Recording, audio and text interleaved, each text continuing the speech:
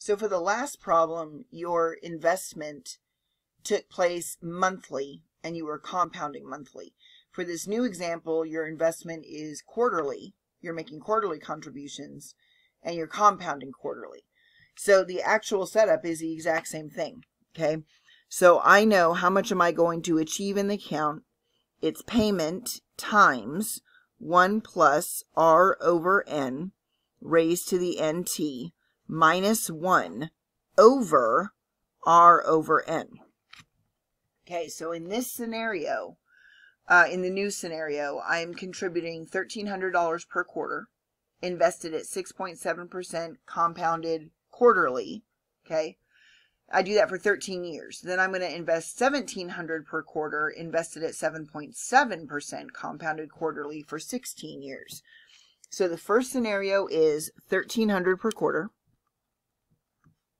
Okay, 1 plus my rate, which is 0.067. And I'm compounding quarterly. Okay, raised to the number of compounds times number of years. So 4 times 13 is going to be 52.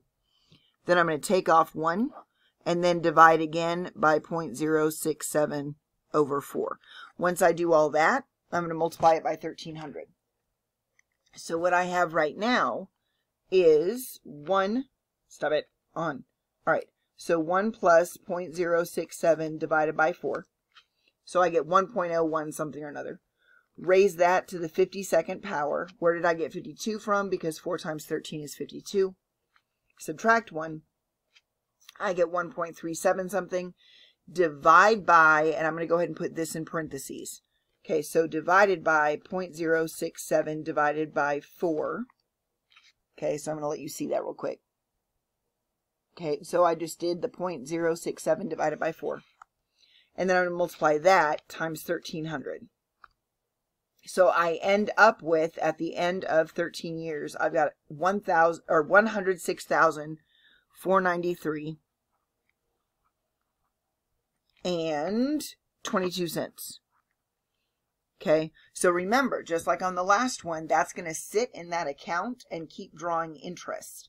So if we want to go ahead and figure that out, we can find A equals P times 1 plus R over N raised to the NT. So this one is if you're making payments. This one is if you just make the investment and don't touch it again. So I have P, which is 106,493.22 times 1 plus 0.067 over N. And now my NT, oops, sorry, 4, okay. My NT is going to change because it's going to sit in here for 16 years. I was paying on it for 13 years. But now I'm going to pay using something else for 16 years. So this is going to sit for 16. So I'm going to have 4 times 16, which is 64. So at the end of the entire investment period of, 29 years? Okay, I'm going to find out how much my initial one started at. So I have times 1 plus 1.067 over, oops, sorry, hang on. What have I done? All right, 1 plus 0.067 over 4 raised to the, and remember it's 64 because you're doing it for a longer period of time. So that account is all of a sudden going to have 308,000 and 339.77. Okay, so you're going to have just making these small investments 4 times a year and then leaving it alone, you're going to more than double what you have. So I know what the first stuff did. Now I got to find out what the second portion did.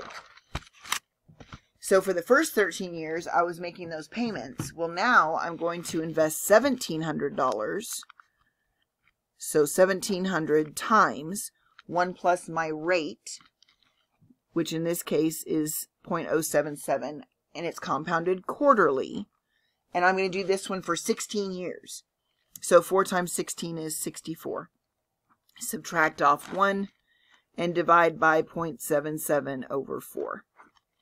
Okay, so my calculator on this one I have 1 plus 0.077 over 4 is raised to the 64th power, subtract 1, divide by 0.067 over 4, oops, 0.077. That messed up the whole thing, over 4. And I'm going to multiply that by 1700. So the second half of my little 29-year journey just netted me $210,903.94. Okay, so add that to what we just did on the last one, which I can't remember what it was. So we found out it was 308,339. So 308,339 and 77 cents. So remember that 308 came from making regular contributions for 13 years, and then I took that amount and did not touch it and let it sit in an account while I was making these payments to a different account. Okay, so I have plus 308,339.77. So I end up with $519,000. $519,243.71. So $519,243.71 in this particular scenario. Okay, let's do another one. All right, so find the amount of the payment to be made into a sinking fund. So look at that stuff that I uploaded for you and download it, and you can see what a sinking fund is, so that enough will be present to accumulate the following amount. And then payments are going to be made at the end of each period. Okay? All right, so again, my formula is going to look different. I paused so I could write down the formula for you. If you look in the software, it's going to have I equals R over N, and then N equals N times T, and all this kind of weird stuff. So I just like to have this whole thing set up. So what do I need to have my payment size be? So my payment, in order for this thing to work, needs to be $75,000, because that's how much I want, okay? Because I want to accumulate $75,000. My money earns 6%, 6%, which is 0.06, semi-annually, so 2 times per year for 4.5 years, okay? So I want to have $75,000. I need to multiply that times R over N. So my interest rate over the number of times compounding per year,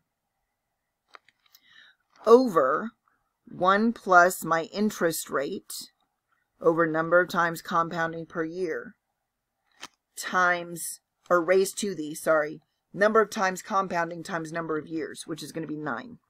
So 2 times 4.5 is 9. And then I'm going to subtract 1 off of that.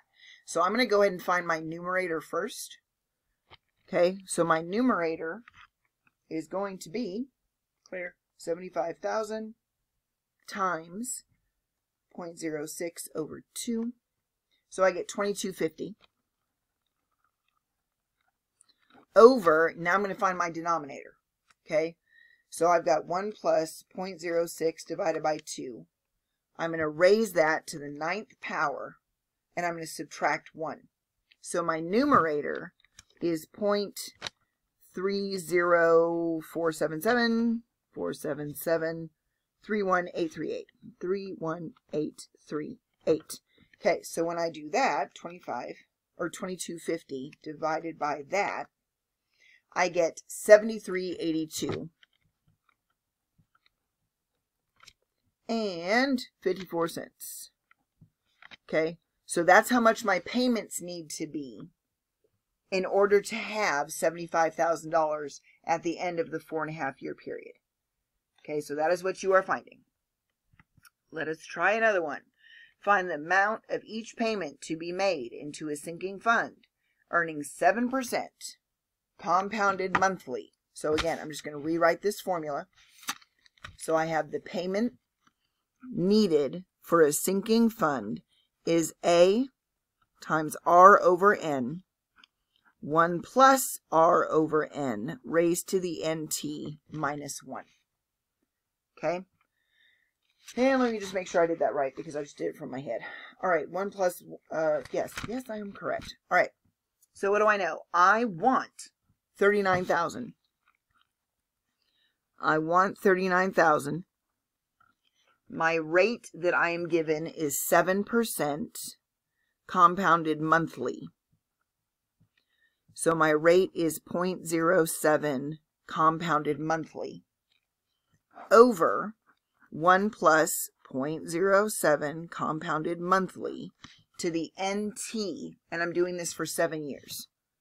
So my N is 12, my T is 7, so that's 84 minus 1. Okay, so I'm going to do my numerator first. So I have 39,000 times 0.07 divided by 12. So my numerator is 227.5 over. Now I'm going to figure out my denominator. So I have 1 plus 0.07 over 12 raised to the 84th power. And I'm going to subtract 1 from that, so I get 0.62999. And 405.41. And now I'm just going to do that division. So 227.5 divided by that answer gives me 361.11. So that's how much my payments need to be in order for that amount to be realized. All right, so I have find the future value for the annuity due with the given rate. So I'm going to go ahead and write down your formula real quick. All right, so I've successfully written down your equation. Don't forget you have to subtract off the payment. So this is how much I want. Okay, this is my payment, that's my payment. And we have R over N, and then watch out for this one too. We've got the total number of compounding periods plus 1. Okay, so my payments, good heavens to Betsy, are $18,000. Okay, times, I'm doing 12 years at 0.37% compounded monthly. So 0.37, I missed a 0, 0.37. So that's 0.37% monthly. And I'm going to take that and raise it to the, how many years am I doing this for? 12 years. Okay, I'm compounding monthly. So N is 12, T is 12, plus 1. So 12 times 12 is 144, plus 1 is 145. Minus 1. All of that is going to be over 0.0037 over 12, and then I'm going to subtract off 18,000. Okay, so that is, I have 1 plus 0.0037 divided by 12, and I get essentially 1. I'm going to raise that to the 145th power. I'm going to subtract 1. I'm going to divide by 0.0037 divided by 12, but that's going to be in parentheses, just like it's been every other time. And I'm going to multiply that times 18,000, and then I'm going to subtract 18,000 off of that. So if that's the case, okay, what I will end up paying is 2,650,000 $802.99. Okay, so that's your pay, and that should make sense to you. I mean, if you're making that payment monthly, good heavens to Betsy. All right, so you should have that amount in your account or paid off, whichever, at the end of the period. Okay, so we're going to finish this in a final recording.